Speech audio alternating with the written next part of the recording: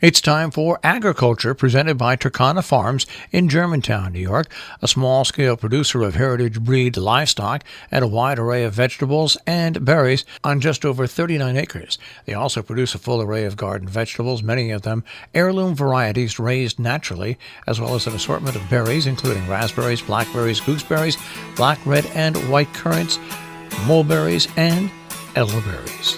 And now, here's Mark Scherzer. Last week, after I pondered culling my two oldest ewes for the benefit of the rest of the flock, my friend Steve excitedly texted me.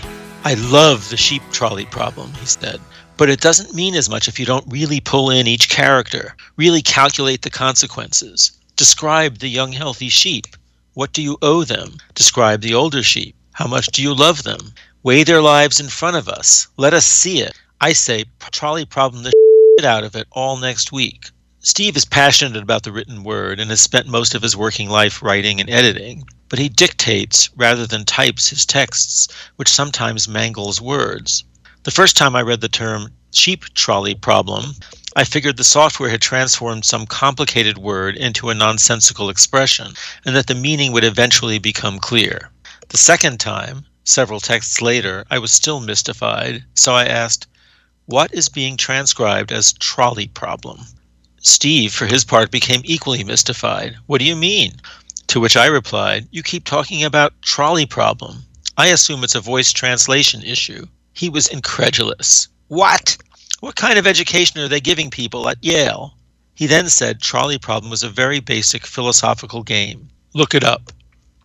And yes, I looked it up in Wikipedia, and trolley problem, it turns out to be a thing, an exercise in which one imagines situational dilemmas and considers the morality of their possible resolutions, usually balancing lives against each other.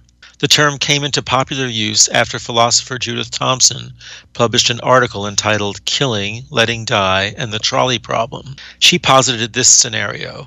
George is on a footbridge over a track. Below, he sees an out-of-control trolley heading for a group of 5 people. He knows he can stop the trolley by putting a heavy weight in front of it, but the only thing heavy enough nearby is a fat man. Would it be moral to throw the man onto the track to save the 5 others?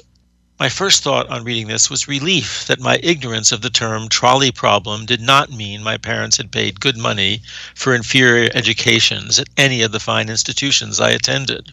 The trolley problem article was published in 1976, well past the days of my college philosophy classes, when I already held my master's degree in anthropology, and after I had studied torts in my first year of law school, actually debating what came later to be called trolley problems. Steve just happens to be a whole lot younger than I am.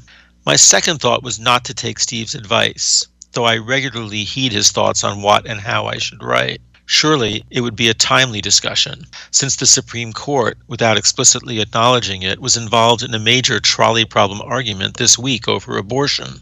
Whatever theoretical framework judges put on the question, we know in real life that when states ban abortion in an effort to save the potential lives of children, thousands of women will die in illicit procedures, and many more will suffer in countless other aspects of their lives from carrying pregnancies to term against their will.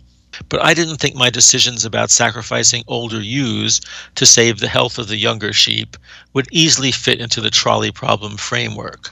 Why not? Because real life messes with principles. From both a moral and practical standpoint, both of my old ewes, Nilufer and Number 45, stand in the same position. They're roughly the same age, both are still integrated members of the herd, both still fully functional, capable of lambing, and seeming to enjoy their lives. But we sold Number 45 to another farm as a lamb, which is why we didn't bother naming her. 7 or 8 years later, when they gave up sheep rearing, we took her back. She's personable enough, but I never developed a relationship with her. Nilufer, in contrast, was delivered with veterinary help as her mother was dying of preeclampsia. She was beautiful and bottle-fed and raised partly in our mudroom and absolutely devoted to us as we became to her. I'd likely make a different decision about culling her even if she had a bad disease than I would regarding 45, because abstract principles of morality would give way to love. Perhaps such a discussion would be useful, if only to show how so much of what we try to frame as a sort of dispassionate moral analysis is really a justification for our deeply ingrained personal preferences. But we hardly need my sheep prejudices to illustrate that. I thought Linda Greenhouse brilliantly dissected the Supreme Court arguments in a New York Times article entitled "The Supreme Court Gaslights Its Way to the End of Roe" on December 3rd, to show how far people, even judges in our highest courts, will go to make it appear that they are applying neutral, moral, or legal principles when they're really vindicating their personal, albeit religiously informed preferences, even if they have to engage in immoral behavior like inventing facts to do so. There's another reason I shied away from Steve's suggestion to focus on trolley problems. I'm not comfortable with his premise that I can play God with my sheep, decreeing who will live and who will die, operating under an unstated moral order that will be revealed through trolley probleming. Instead of playing God, I feel like I'm usually scrambling to deal with curveballs that God, if he exists, has thrown at me. Also, these days, I see the farm less as my creation and more as a living organism with an order of its own.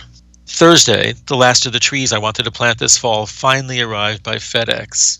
Friday, I planted, starting with a sugar maple in the allée in the front yard. The allée was planned for 2 rows of 6 trees each. 7 of them are at full height and are probably about 100 years old. When we moved in 20 years ago, we planted 5 replacement trees in the blank spaces where they were intended to be.